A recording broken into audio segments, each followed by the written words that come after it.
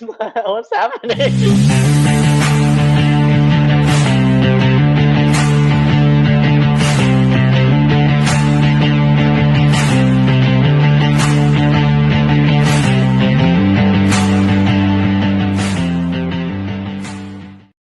Hello.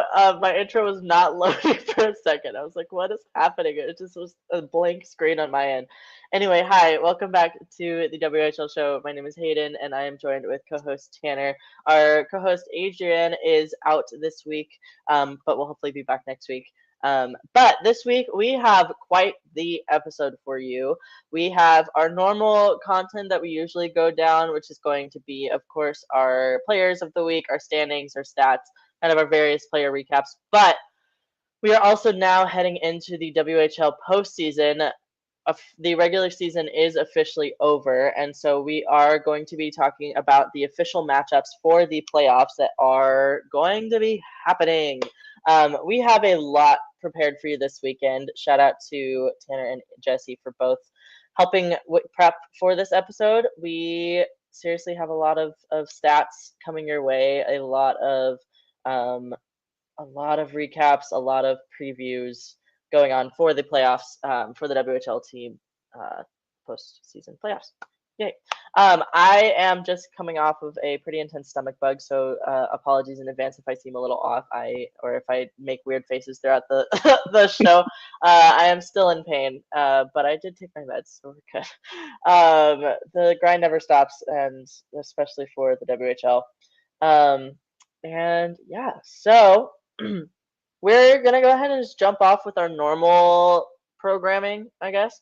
So I'll lead us off with our players of the week, or like at least with the player of the week, and then we'll go into all of that fun playoff stuff here in a second. So our player of the week is Jackson Smith. He led all WHL defensemen with 4 goals and 2 assists for 6 points in 3 games. He currently sits fourth in the Tri-City Americans scoring with 11 goals and 43 assists for points in 68 games to close out the regular season. He ranked 9th among all North American skaters in the midterm rankings ahead of the 2025 NHL draft. So that's a really good ranking for especially a defenseman, especially a rookie. No, he's not a rookie. Why did I say rookie? I was looking at the next one, which is a rookie. He's not a rookie. Sorry, just slandering his name.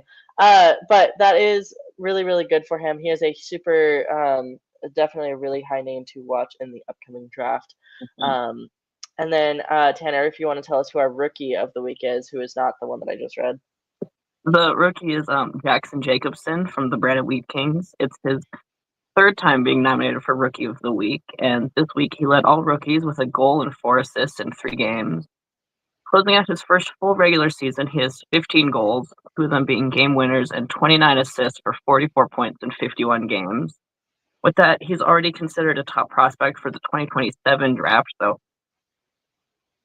who drafts him now? Yeah, wow. But honestly, that's really soon. That's just weird thinking that it's soon. Don't like that. Then our goalie, our goalie of the week is Max Hildebrand. He closed out his final week of the regular season with a 3.000 record and a .938 save percentage to help the Raiders clinch the East Division title. Throughout the season, he held a 33-15-50 record, a 2.87 goals against average, and a .918 save percentage, along with 3 shutouts. He ends his WHL regular season career with a record of 69-53-10-2, with a career 3.06 goals against average and a .905 save percentage. Now, our final rankings not final rankings, are they? Because we had hold on, sorry, I'm just like questioning things here. For Medicine Hat, and then we have, okay, yeah, they don't have the East Division. Do they? Sorry, friends. Give me a second. I'm now second guessing myself. Anyway, Tanner, if you want to, while I second guess myself, let's be productive about it. If you want to go ahead and read off the standings for the East Division, or the East Conference, sorry. And then I will go fact check myself here while you do that. Yeah. So in the East, first place is the Medicine Hat Tigers with a record of 47-17-3-1 for 98 points in the regular season. Their last two games was one on March 22nd, which was a 10-1 win versus Lethbridge. And then on the 23rd, they had a 5-2 win versus Calgary, which is, I think, the game that clinched them the Central Division for sure. Nice. Also, I figured out where I was confusing myself. I was like the Prince Albert Raiders. I literally just said that they clinched the East. They clinched the East Division, not the East Conference. Yeah. So that's why I was like the Mad Hat Tigers are clearly above them. Yes, but also not. They're in a different division. It's been a weekend for me. Okay, you can go on to the second team. And then Sorry. in second is the Prince Albert Raiders with a record of 39-23, 5-1 for 84 points on the regular season. Their last few games was a 3-1 win versus Moose Jaw on the 18th, and then back-to-back wins versus the Blades. 3-2 on the 21st, and then 22 on the 22nd. It was a 4-3 win. And in third place is the Calgary Hitmen with a record of 45-17, 3-3 for 96 points. And on the 19th, they had a 5-1 win versus Red Deer. And then on the 22nd, they had a 4-1 win versus Red Deer. And then they finished their season with the 5-2 loss versus Medicine Hat on the 23rd. Awesome. So all of our the West Conference leaders finished their seasons on the 22nd. So the Everett Silvertips were finishing first, so they had 104 points total. They had their last two games was one on the 21st and then one on the 22nd. The 21st, they were both back-to-back wins over the Wenatchee Wild. First one was a 5-0 win, and then the second one was a 3-2 win. The Victoria Royals finished in second with a 40-17-4-7 record with 91 points. Their last three games last week saw a 5-2 win over the Kelowna Rockets on the 19th. On the 21st, saw a 6-3 win versus the Prince George Cougars. And then on the 22nd, they played the Cougars again, and that time was a 4-2 loss. And then on the third place was the Spokane Chiefs with a 45-20-1-2 record with 93 points total. They have on the 21st, they had a 7-6 loss versus Seattle. It was very close. And then on the 22nd was a 4-3 win over the Tri-City Americans. Now we're going to go ahead and go into our player statistics. These are going to be our final stats for the regular season. And then we're going to go into our playoff matchup overviews, which are super in depth. So, Tan, if you want to go ahead and lead us off with our player stats, and then I'll talk about our goalie stats. So for points, the final top three is Andrew Crystal in first place with 132, Gavin McKenna in second with 129, and then Berkeley Catton with 109 points. For goals, first is Shea Van Olm with 49, second is Andrew Crystal with 48, and then third is Taden Trembecki with 46. For fifth, it's Gavin McKenna in first with 88, Andrew Crystal in second again with 84. He's in every category. Good for him. Of course. 84 assists for him, and third is Tyson Jugnoth with 76.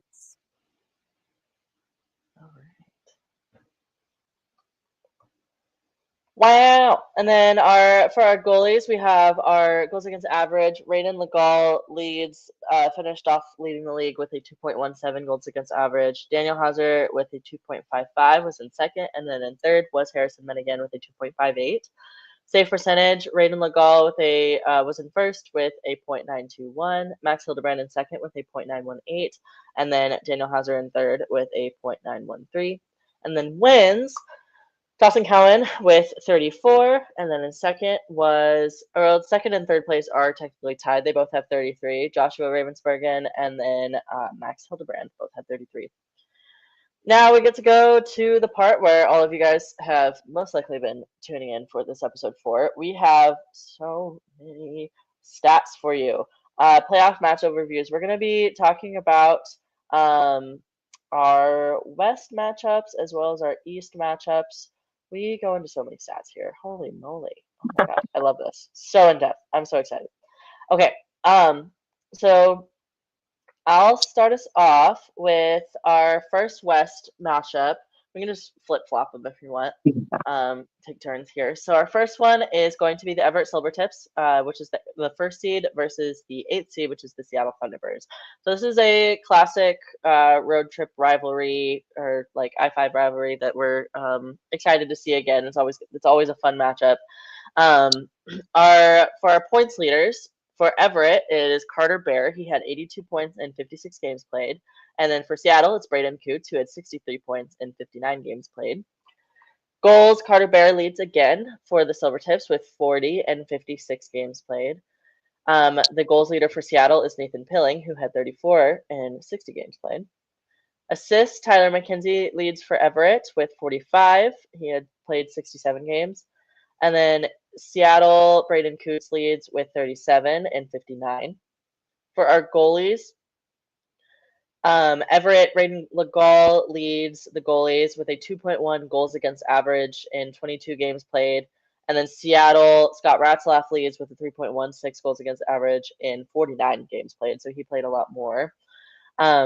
Save percentage, same numbers here. We have Braden Legault and then Scott Ratzlaff, or same players here, Braden Legault and Scott Ratzlaff. But for the specific numbers, Braden Legault had a .921 save percentage, and Ratzlaff had a .910 save percentage. Wins, Jesse Sanch led the Silvertips goalies in wins with 23 in 35 games played.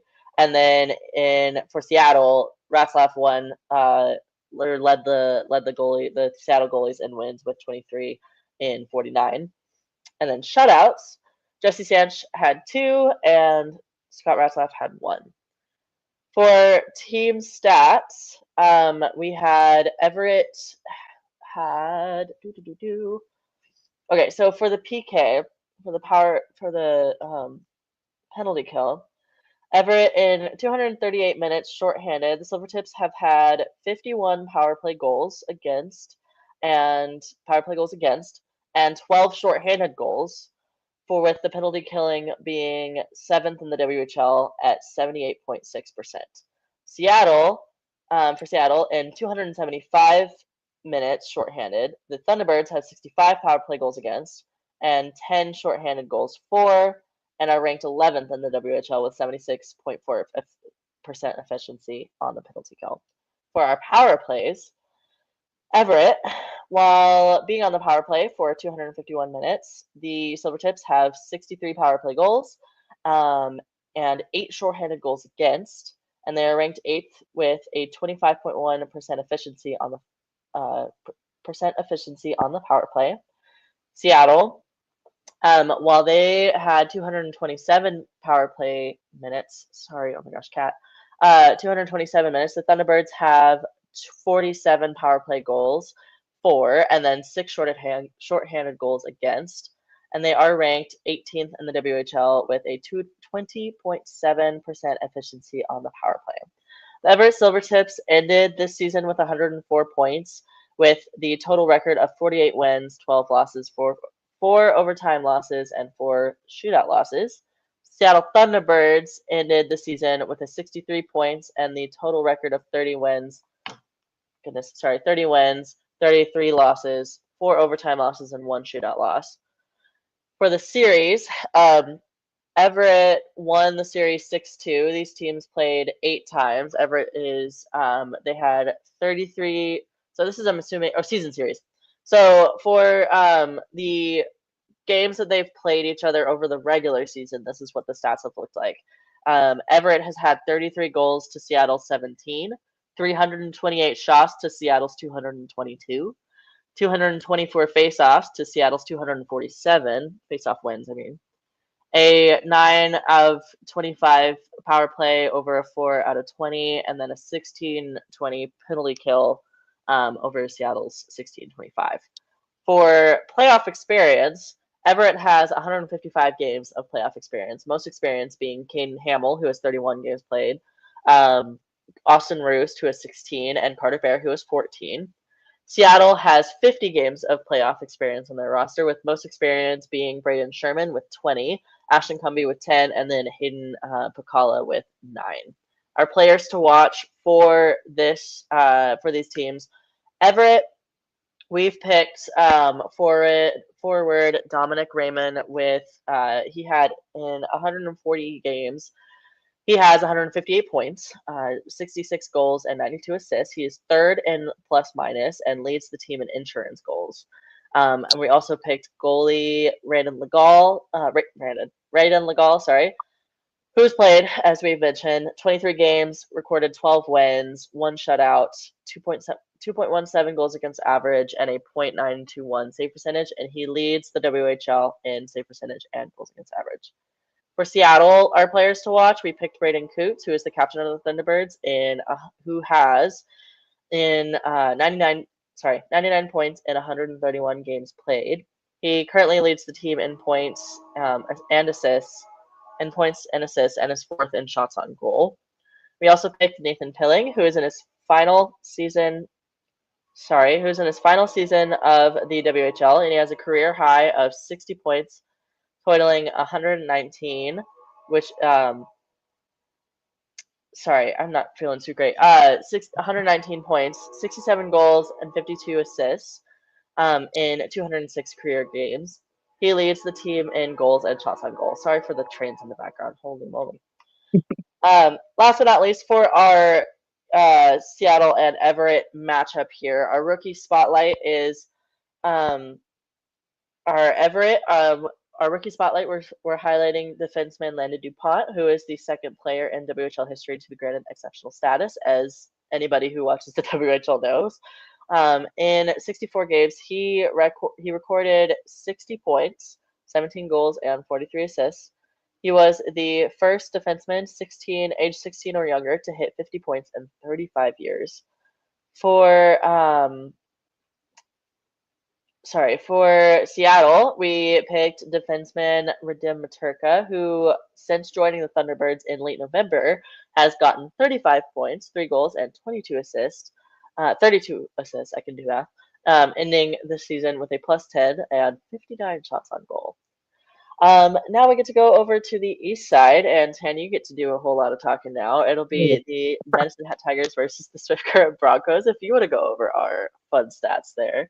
Yeah, so the Medicine Hat Tigers are number 1 versus the number 8 Swift Current Broncos. So it's going to be a interesting matchup for sure. So for point leaders, for Med Hat, it's Gavin McKenna, unsurprisingly, with 129 points in 56 games, which is ridiculous when you put it into perspective. And for Swift, it's Luke Mistelbacher with 93 points in 67 games played. And goal leader is McKenna again with 41 goals in 56 games. And Swift is Luke Mistelbacher again, also with 42 goals in 67 games. And for assists is McKenna again with 88 assists in 56 games. And for Swift, it's Clark Caswell with 62 assists in 65 games. For goals against average, the leader in Med Hat's Harrison Menigan with 2.58 in 36 games. And for Swift, it's Joey Rocha with 3.51 goals against in 27. For save percentage, it's Jordan Switzer for Med Hat with .901. And it's Reed Dick with 0.890 for Swift. And for wins, Switzer and Menigan both have 23. And for the current, Dick has 22 wins. And Med Hat, Switzer has 4 shutouts, and Reed Dick has 2 shutouts on the season. For the team stats, on the penalty kill for Med Hat in 265 minutes shorthanded, they have 53 power play goals against and 17 shorthanded goals they scored. They're 4th in the WHL with an 80% efficiency. And for Swift, in 223 minutes shorthanded, they have 56 power play goals against and 4 shorthanded goals for. Their penalty kill is 16th in the WHL at 74.9% efficiency. For the power play, Med Hat in 240 minutes has scored 67 power play goals and had 3 shorthanded goals against. They're ranked 4th in power play with 27.9 efficiency. And in 232 minutes, Swift has 54 power play goals for and 6 shorthanded goals against, and they're 12th in the WHL with 23.3%. The total record, the Tigers ended the season with 96 points and a total record of 47 wins, 17 losses, 3 overtime losses, and 1 shootout loss. And the Broncos had 35 wins, 30 losses, 1 overtime loss, and 2 shootout losses, and ended the season with 73 points. Of the 4 times both teams played, the series was tied 2-2, with Medhat scoring 13 goals and Swift scoring 14. Medhat has 130 shots to Swift's 90. Medhat has 130 faceoff wins, and Swift has 104. And Medicine Hat was 3 for 9 on the power play. And actually, both Medhat and Swift were 3 for 9, and they were both 6 for 9 on the penalty kill. Medicine Hat has 264 games of playoff experience, the most experienced players being Jonas Wu with 40 games, Tanner Molendijk with 39, Misha Volotovsky with 26, and Swift has 155 games, and the most experienced players being Hunter Mayo with 31 games, Carlin Dezane, hope I pronounced that right, with 29, and Merrick Rochak with 15. For players to watch, we have Oasis Weisblatt for Medhat. He has 288 career points and is averaging 1.56 points per game. In his last 5 games, he has 14 points, and he hit 100 points in the season with a 5-point game on March 5th. And, of course, Gavin McKenna, the other player to watch, with 244 career points, averaging 2.30 points per game. He's second in the WHL in points and only 17 years old, and he has 23 points in his last 5 games, including his 7-point game on March 5th. For Swift is Luke Mistelbacher with 162 points and 1.39 points per game. He's doubled his points from last season by hitting 93 points in the season with 42 goals and 51 assists. And the other player for Swift is Brady Burney with 169 career points in 267 games. He's 4th in Broncos power play goals, power play assists, and 3rd in Broncos game-winning goals. For the rookie spotlight for Medhat is goalie Jordan Switzer. In his regular season, he has 2.65 goals against, an 0.901 save percentage, and has 23 wins with 4 shutouts. He had one of the longest shutout streaks, posting 3 back-to-back shutouts. For Swift, the rookie is Josh McGregor. He leads all Swift current rookies in points with 4 goals and 12 assists for 16 points total. He is second in the rookies for shots on goal and 3rd in goal. Wow. Awesome. For our second matchup, for the second East matchup, we have the number 2 Prince Albert Raiders versus the number 7 Edmonton Oil Kings. I'll go ahead and go over these. Our points leader, for PA, it was Thomas Mrazek with 90 points in 65 games played. Edmonton was Grayson Tauchen with 78 points in 54 games played. Goals, again, Mrazek with 22 goals in 65 games played. Edmonton, again, Grayson Tauchen with 30 goals in 54 games played. Assists, again, the same people, Mrazek and Sauchen. Mrazek had 57 in 65 games played, and Sauchen had 48 in 54 games played. For our goals against average, Max Hildebrand led the Prince Albert Raiders with a 2.87 goals against average and 55 games played. And then Ethan Semko led the Edmonton Oil Kings in goals against average with a 2.68 in 22 games played. Save percentage, Hildebrand led with a .918 save percentage in 55 games played, and then Semko led with a .922 save percentage in 22 games. Wins, Hildebrand led the Prince Albert Raiders in goalie wins with 33, and then Alex Worthington led the Edmonton Oil Kings with 22 in 42 games played. Shutouts, Hildebrand has 3, and then Worthington has 2 for the Edmonton Oil Kings. For our team stats, our PK for the Prince Albert Raiders in 251 minutes shorthanded.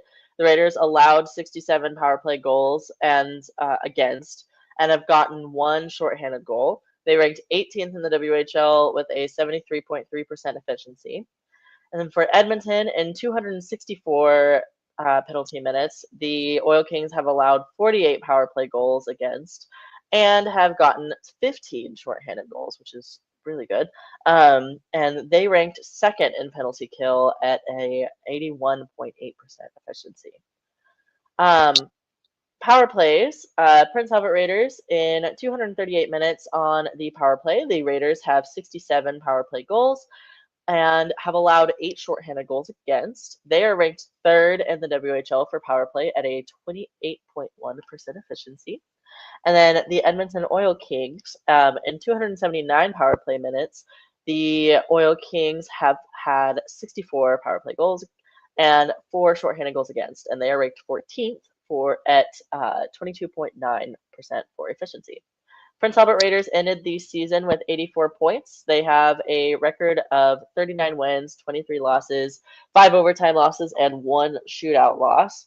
The Edmonton Oil Kings ended the season with 76 points. They had 37 wins, 27 losses, 2 overtime losses, and 2 shootout losses. Season series, however many times the Raiders matched up with the Oil Kings during the regular season. The Prince Albert Raiders did win the series 3-2. They played each other 5 times.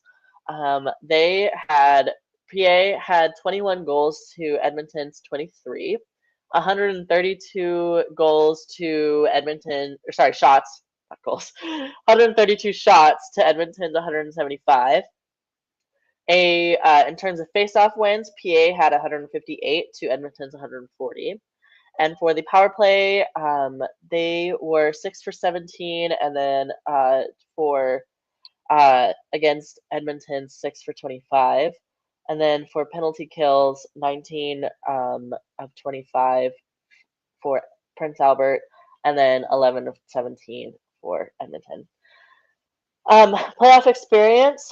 Prince Albert has 125 games of playoff experience, which is a lot. Their most experience is going to be Rylan Kovacevic with 23 games played. Matteo Fabrizi with 23 as well, and then Niall Crocker with 10. Edmonton has 67 games of playoff experience, most experience being Josh Morey with 36, Cole Miller with 14, and Rylan Mersma with 10.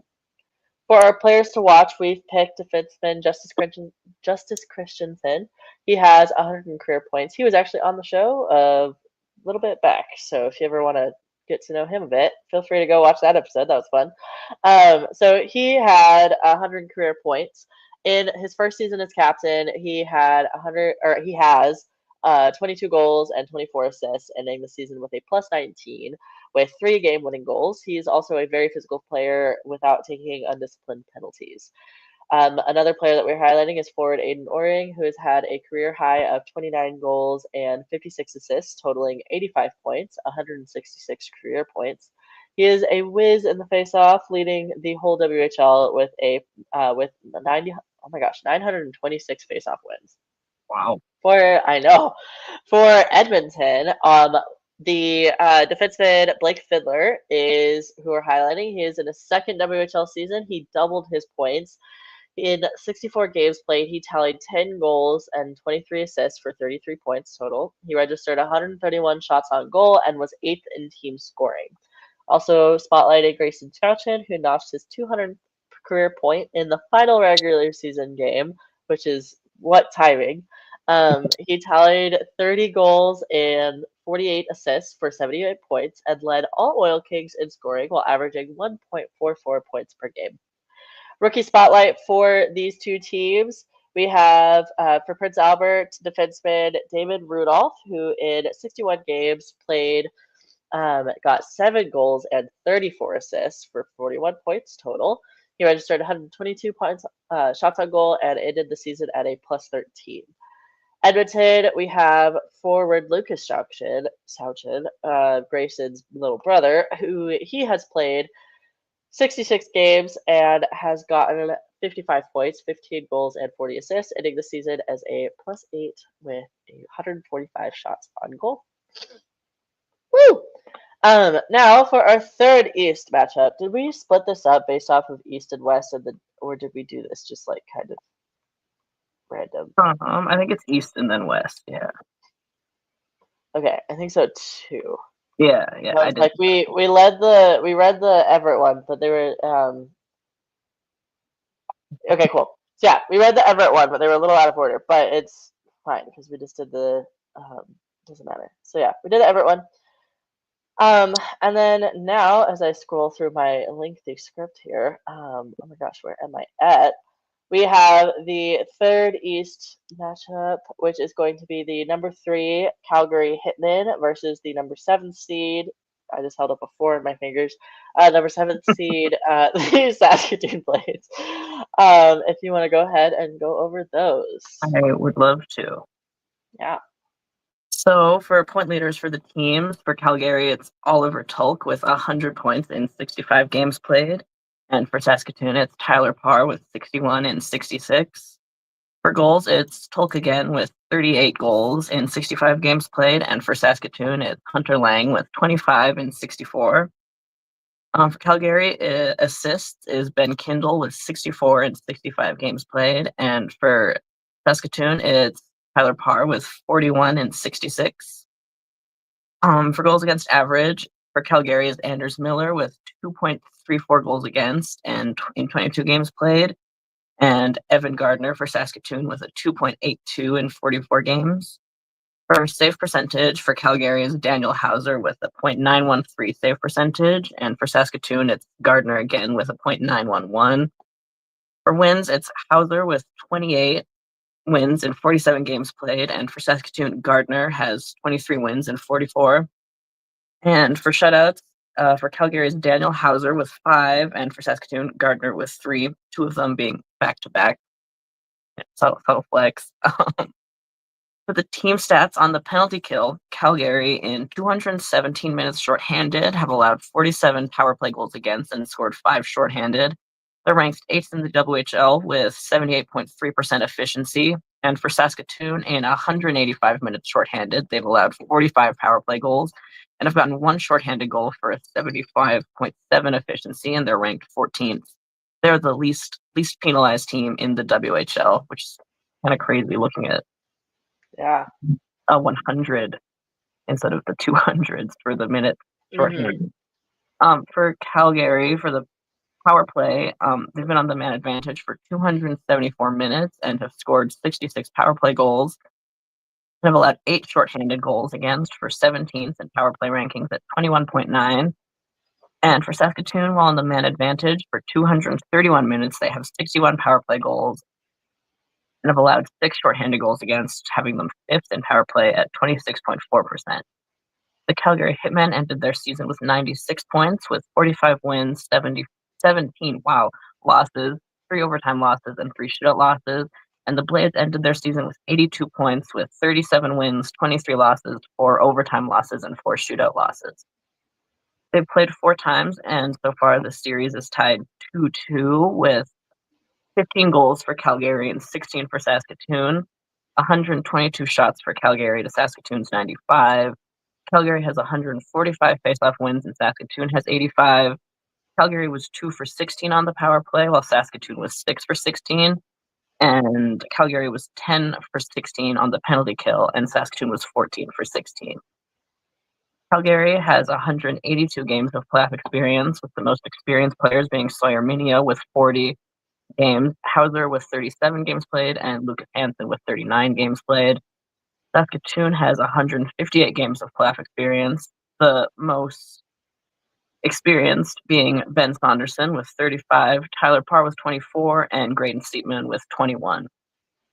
For the players to watch for Calgary, we have Connor Fidston in his final year. He has 19 goals and 37 assists on the season, and in his career, he has 212 points with 80 goals and 132 assists. He's currently 3rd in the team points and assists.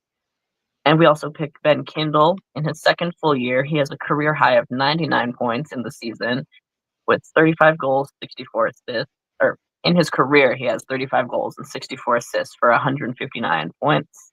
He leads the team in assists and is 2nd in points, goals, and shots on goal. For Saskatoon, there's Hayden Harsani, who was picked up from Medhat at the trade deadline. In his 3 seasons, he has 24 goals and 28 assists. Since being traded to Saskatoon, he has 20 points in 30 games and 143 faceoff wins. And also Evan Gardner, in 74 games, he has a 2.46 goals against average and a .917 save percentage. He has 44 wins and 7 shutouts in his career, and he had back-to-back shutouts on March 14th and March 16th. The rookie spotlight for Calgary is defenseman Axel Herdig. He has 5 goals, 11 assists, and 16 points in 55 games, and is a plus 39 all over. He represented Sweden at the World Juniors, and for Saskatoon is Cooper Williams with 21 goals and 36 assists for 57 points in his rookie season. He's a plus 19 and has tallied 147 shots on goal and has 336 face-off wins. Awesome. For our last but not least, I think, before I quote myself, do I have one more? Okay, I think this is our last one for the East. Yeah. There is Sorry, make sure that I'm getting the right thing here. We have our 4th place seed, which is the Lethbridge Hurricanes versus the 5th place, which is going to be the Brandon Wheat Kings. Our point leader for Lethbridge is Brayden Yeager with 82 points in 54 games played. Brandon is Nolan Flamand with 68 points in 67 games played. Goals, Braden Edwards leads with 31 in 65 games played. Brandon, Marcus Nguyen with 45 goals and 67 games played. Assists we have for Lethbridge, Yeager with 57 in 54. Brandon Flamand with 45 in 67. Goals against average, Lethbridge, Jackson Unger leads with a .899 goals against average in 50. Wait, hold on. That doesn't make sense. We wrote the save percentage twice for his goals against average. Wait. Okay, while we find that stat, Carson Bjarnason has a 2.85 goals against average and leads for the Brandon Wheat Kings. Save percentage, Unger leads with a .899 save percentage. Bjarnason leads with a .913 save percentage. Jackson Unger for wins leads Lethbridge with 26. Bjarnason leads the goalie wins for Brandon with 22. Shutouts, we have 2 ties actually. So Jackson Unger and Cohen Cleaver both have 2, and Brandon, Ethan Escott, and Bjarnason both have 1. Did you find the Yeah, we're looking for goals against, right? Yeah, goals against average for the regular season. It's 2.42. 2.42? Yeah. Perfect. Okay, so 2.42 goals against average for Jackson Unger compared to Carson Bjarnason's 2.85. Wonderful. All right, for our team stats, for our PK, Lethbridge in 241 minutes short-handed, the Hurricanes have allowed 43 power play goals against and are first in the league with 83.2% efficiency. So that's weird. So they've let in a lot of power play goals, but they are first in efficiency, which is good.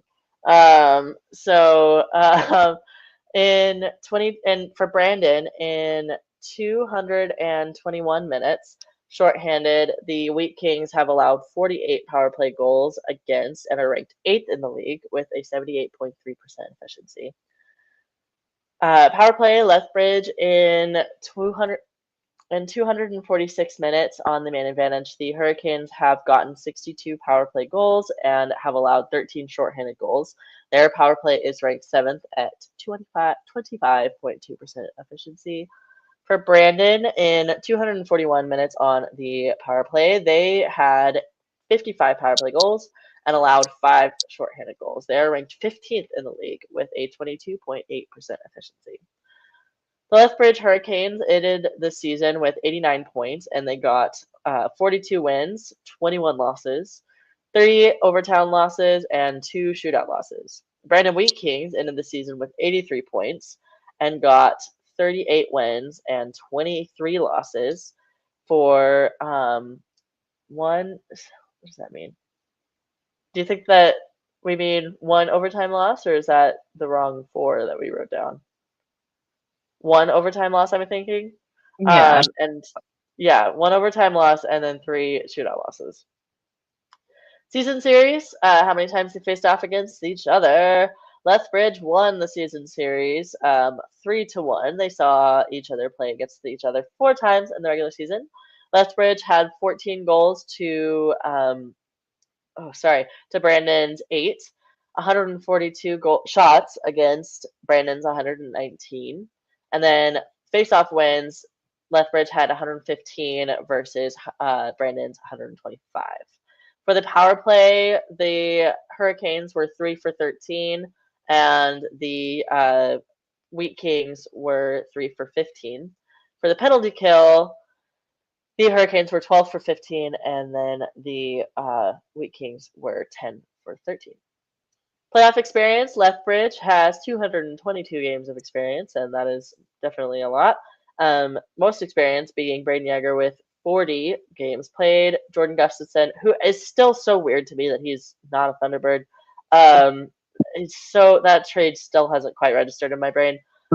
Yeah, Gustafson, who for some reason is a Lethbridge Hurricane, he has 34 playoff game experience, and then Caden Price, who is 19. Brandon has 119 games of experience in playoffs. They most experienced are Marcus Nguyen, who is 38, Nicholas Johnson, who is 14, and then Quinn Matai, who has 10. Our players to watch for these two teams. For Lethbridge, it's forward Logan Wormold, who has played in 236 games. He has gotten 85 goals, 125 assists. The season alone, he has hit 70 points. We also picked forward Braden Edwards in 247 games played. He has 202 points, 82 goals, and 120 assists, and he got 77 points this season. For Brandon, forward Caleb Hadland, in 171 games played, he has 88 points, 48 goals, and 48 assists. Sorry, I lost my place. And he led the Wheat Kings game-winning goals and shorthanded goals. Forward Nolan Flamand, we're also picking. He has 276 career games in which he has 190 points, while leading the team in points and assists and power play goals. Side note that we wanted to highlight: since returning from injury, Roger McQueen has 9 points in 9 games played. He's registered 29 shots on goal and is currently 63 out of 136 in the faceoff dot. Rookie spotlight for the Lethbridge Hurricanes, we chose goalie Cohen Cleaver. He recorded 12 wins, 9 losses, 3.23 goals against average, and a .892 save percentage, and 2 shutouts. And then for Brandon, we chose Jackson Jacobson, who has 15 goals, 29 assists, totaling 44 points in 51 games played in his career. He also tallied 6 points in 7 games last year as a 15-year-old, which was 4 goals and 2 assists. Now we get to go over to the West. What was that? Sorry. I forgot he played, so much. It's 7 games, but yeah. I forgot he played that many games at least. Mm-hmm. Spokane Chiefs. So now we get to go over to the Western Conference, which is, of course, where I am more familiar with myself. For the Spokane Chiefs, or for this matchup, we have the 3rd place Spokane Chiefs versus. Did we skip the 2nd place? Because I know that we did Everett. Hold on. Is it? Oh, it's just down here. Okay. So yeah, go out of order. I was like, we're gonna go down just a little bit. So Tan, bear with me here as we skip throughout the script. So 2nd place, we'll get back to the Chiefs. Don't you worry. I would never forget them. 2nd place is going to be the Victoria Royals versus the 7th place Tri-City Americans. Woo! So that's gonna be a fun matchup. So Tan, if you want to go ahead and go over those. Yeah, make sure everything's all in order. Okay, so for points, Victoria is Cole Reshney with 92 points in 62 games. For Tri-City, it's Max Curran with 74 points in 65 games. For goals, for Victoria is Taden Trembecki with 46 goals in 88 games played. And for Tri-City, it's Jake Sloan with 29 in 62. For assists, Victoria has Cole Reshney again with 66 in 62 games, and Max Curran again for Tri-City with 52 in 65. For goalies, for goals against, it's Jaden Krause for Victoria with 2.86 in 62 games played. Wow. And for Tri-City, Nope, it is 46. Hey, never mind. Jaden Krause, 2.86 in 46 games. And Lucas Matecha for Tri-City with 3.55 in 49 games. For save percentage, it's Jaden Krause again for Victoria. I think all of the stats are the same for the goalies. Yeah, it's Krause with 0.908 in 46, and Lucas Matecha with a 0.900 in 49. For wins, with Jaden Krause with 25 in 46. And for Tri-City, it's Lucas Matecha with 26 wins in 49 games. For shutouts, Jaden Krause has 1, and so far there's no shutouts for the Americans. For team stats on the penalty kill, Victoria in 215 minutes shorthanded, they have 58 power play goals against and have scored 5 shorthanded goals. They have a 73% efficiency for 29 in the WHL. In 248 minutes shorthanded, Tri-City has 56 goals against and have scored 9 shorthanded goals. They're in 10th place with a 77.4% efficiency. On the power play, Victoria in 252 minutes have scored 72 power play goals and have allowed 8 shorthanded goals. They're second in the WHL with a 28.6% efficiency. And for Tri-City in 236 minutes on the man advantage, they've scored 41 power play goals, allowing 5 shorthanded goals against, and they're 20th with 17.4%.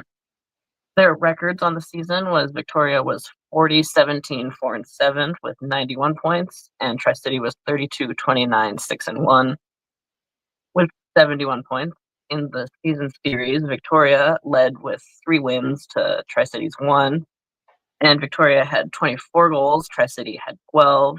Victoria had 147 shots. Tri-City had 141. Face-off wins, Victoria had 123, and Tri-City had 138. Victoria was 4 for 17 on the power play, and Tri-City was 2 for 13. And then inversely, Victoria was 2 for 13 on the penalty kill, and Tri-City was 13 for 17. For playoff experience, Victoria has 125 games, the most experienced being Brandon Lazowski, shout out, with 35 points and 39 games. I feel like I have the points for the playoffs here and not for anyone else. I'm just going to just get the points for consistency. So Brandon Lazowski has 39 games played, Cosmo Wilson has 29, and Kenta Isagai has 5. Tri-City has 54 games of experience on the roster with Carter McAdams with 9, Terrell Goldsmith with 7, and Charlie Elick with 8. The rookie highlight is Keaton Verhoff for Victoria. In 63 games, he has 21 goals and 24 assists for a total of 45 points and a plus 24. For Tri-City, it's Steven Vert. In 50 games played, he has 46 points, 22 goals, 24 assists, and he ended the regular season with 4 game-winning goals and 137 shots on goal. For players to watch for Victoria, we have Cole Reshney. In 127 games played, the 2025 draft prospect has 152 points with 48 goals and 104 assists. This year, he's averaging 1.48 points per game and ended this season with 92 points in 62 games played. We also have Justin Kipke in 206 career games. He has 147 points, which is 36 goals, 111 assists, and is 5th in team points. For Tri-City, we have Jake Sloan, who set a career high this season with 73 points, which is 29 goals and 44 assists. He finishes his WHL regular season career with 101 goals and 140 assists for a total of 265 points. And we have Lucas Matecha for the second one. In his 84 career games, he has a 3.50 goals against and a .900 basically save percentage, along with 39 wins and 1 shutout. Yeah. That's it. That's it for that one. Awesome. So then now we get to go back to the Spokane Chiefs, which I'm excited for. I love the Chiefs. Not that I'm biased or anything at all. They are playing the Vancouver Giants, who I also love. So the exciting matchup here. Our team leaders for them are going to be for points. Spokane Chiefs and leaders in points is Andrew Crystal, of course, because who else? With 132 in 57 games played. Vancouver is Cameron Schmidt with 78 points in 61 games played. Again, who else? Goals against average. Sorry, goalie mode. For goals, Spokane, Shea Van Olm leads with 49 goals in 66 games played. And Vancouver, Cameron Schmidt, again, also leads with 50 in 61 games played. For assists, Andrew Crystal leads Spokane with 84 in 57 games played. And then for Vancouver, Maston Leslie leads with 51 in 66. For goals against average, the Spokane Chiefs goalies yes, I can speak. Dawson Cowan leads with a 2.67 in 51 games played. For Vancouver, Burke Hood leads with a 3.13 in 42 games played. Save percentage, we have save percentage Spokane Chiefs again. Dawson Cowan with a .905 in 51 games played, and then in Vancouver, the goalie leading that is Burke Hood again with a .910 in 42 games played. And then wins is Cowan again for the Chiefs with 35. Hood again for the Vancouver Giants with 19. And for shutouts, Cowan with 4, and then Hood with 3.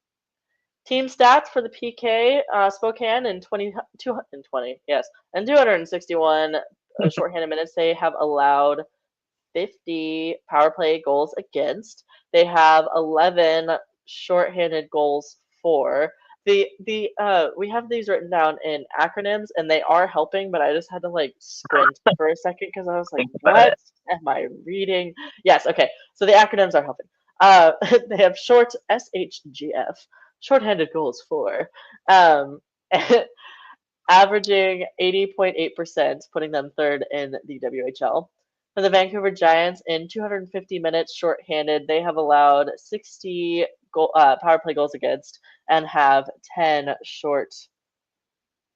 Oops, I have dyslexia. You're good. I was like, do I have dyslexia? Shorthanded goals for. With 76%, they are 13th in the WHL.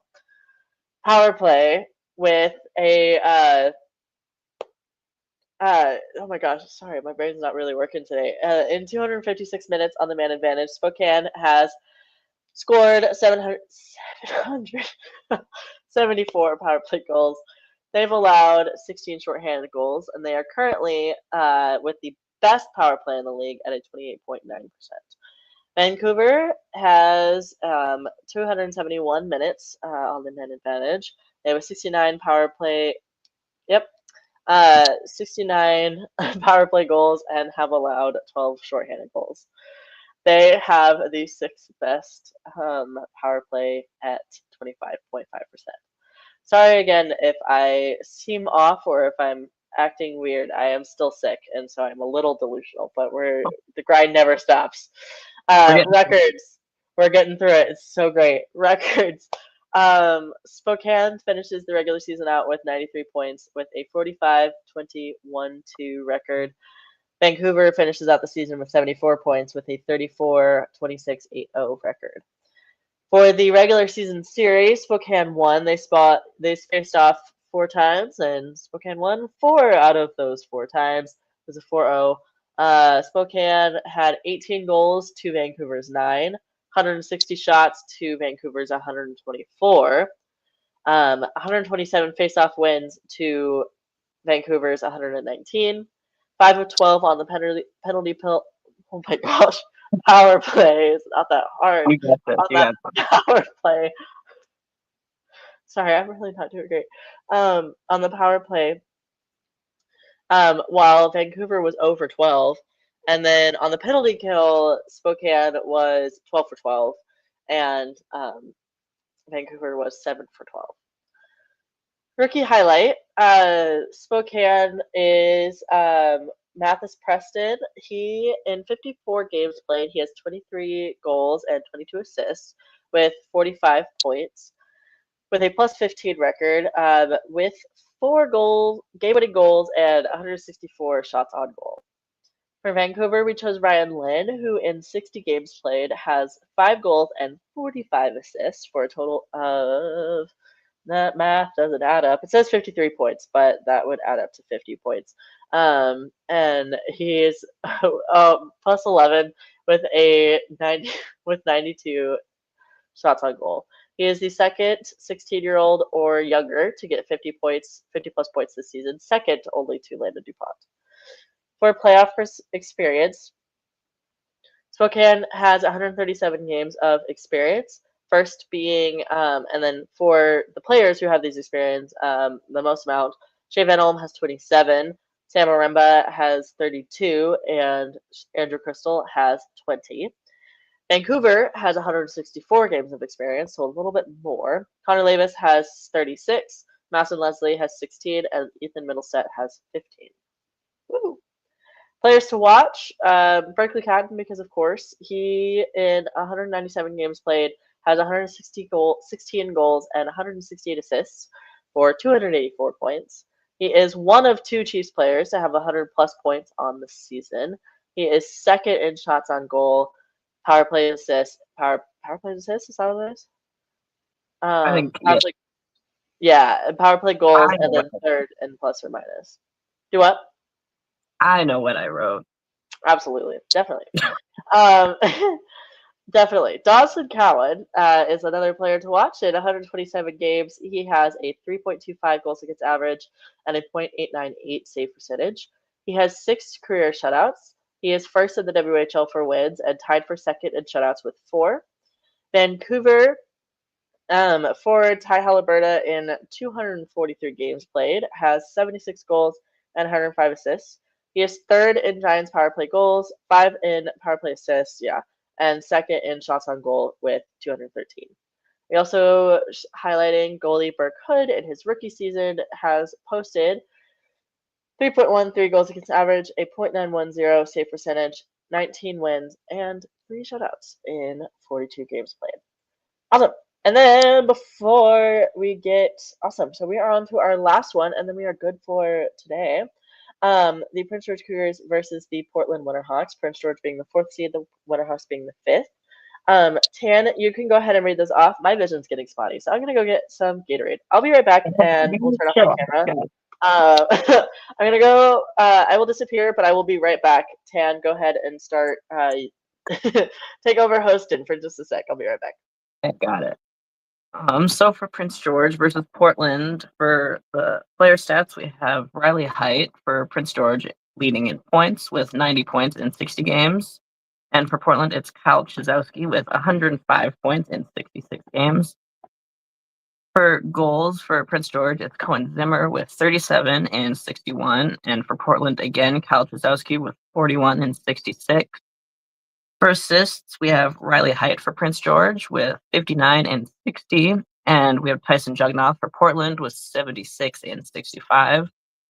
For goals against for Prince George, it's Joshua Ravensbergen with 3.00 in 51 games. And for Portland, it's Merrick Schlenker with 3.70 in 30.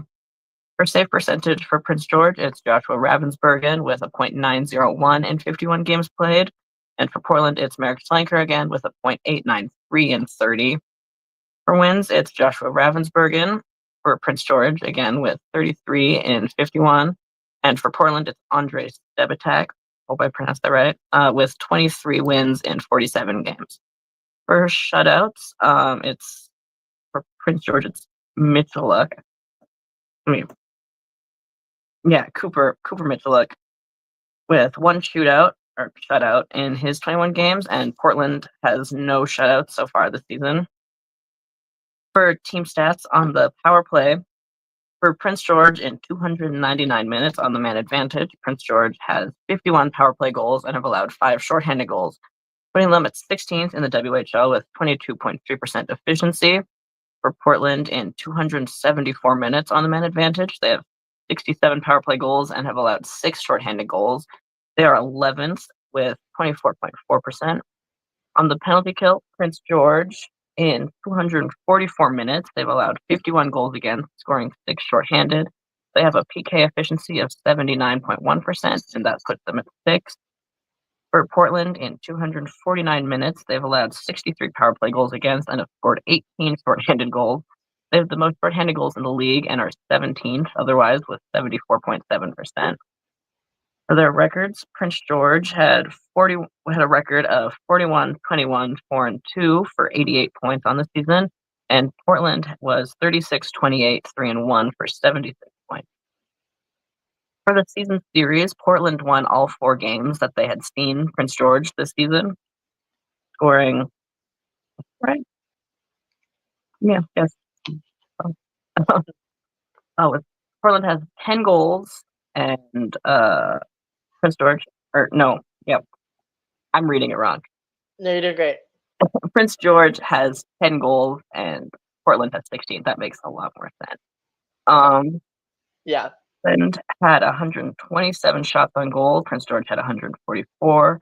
Portland had 113 faceoff wins, and Prince George had 142. Portland was 1 for 19 on the penalty. I did penalty play too. The power play. Yeah. And Prince George was 2 for 16 for the penalty kill. Portland was 14 for 16, and Prince George was 18 for 19. For the rookie highlights, we have Carson Carroll for Prince George. In his 60 games played, he has 35 points, 6 goals, 25 assists, and he leads Prince George rookies in power play assists, plus minus, and points, and he's second in the rookies in shots on goal and power play goals. Or points, no, power play goals. And for Portland, it's Jordan Duguay. I feel like every time I see his name, I'm like, oh God, I don't know how to pronounce it. He has absolutely. points in 68 games played with 11 goals, 21 assists. He leads the Winterhawks rookies in games played, power play assists, and shots on goal. Prince George has 225 games of playoff experience, the most experienced players being Cohen Zimmer with 29, William Mex with 27, and Riley Height also with 27. Portland has 241 games of experience with Kyle Sadowski with 38 games, Carter Southern, it autocorrected to Southern, with 23, and Ryder Thompson with 38. For players to watch, we have Ben Reich for Prince George in 197 career games. He has 127 points with 56 goals and 71 assists. He has 309 faceoff wins in 37 games played. And also Joshua Ravensbergen. He's the number 1 ranked North American goaltender in the NHL Central Scouting. In 89 career games, he has a 2.7 goals against, a .904 save percentage, and 6 shutouts for 59 wins. We also have Alex Weirmeyer for Portland. In his only WHL season so far, he has 46 points, which is 21 goals, 25 assists in 41 games played. He leads the team in plus minus with a plus 13 rating, and he ranks 5th in points. Also, there's Andrei Stebatak. In his first WHL season, he's played 47 games with a 3.27 goals against and a .891 save percentage and has 23 wins. But also another little side note is that the other goalie, Merrick Flanker, has pretty similar stats to Stebatak, so both the goalies are pretty reliable for the team. So always a good thing to have. Absolutely. Awesome. Holy moly. What an episode. Sorry that I am not feeling 100% to anybody listening to me jumble my words. I was worried I was going to pass out for a second. I don't think I will. I think I'm fine. But I'm just not doing great. But I appreciate everybody who powered through that with me because holy cow, reading is hard apparently. Really appreciate you guys. Shout out to Jesse and Tanner for comprising this document of this overview. That was a lot of information that we just went over. So I plan to, no promises, I'm going to look it up hopefully within the next few days.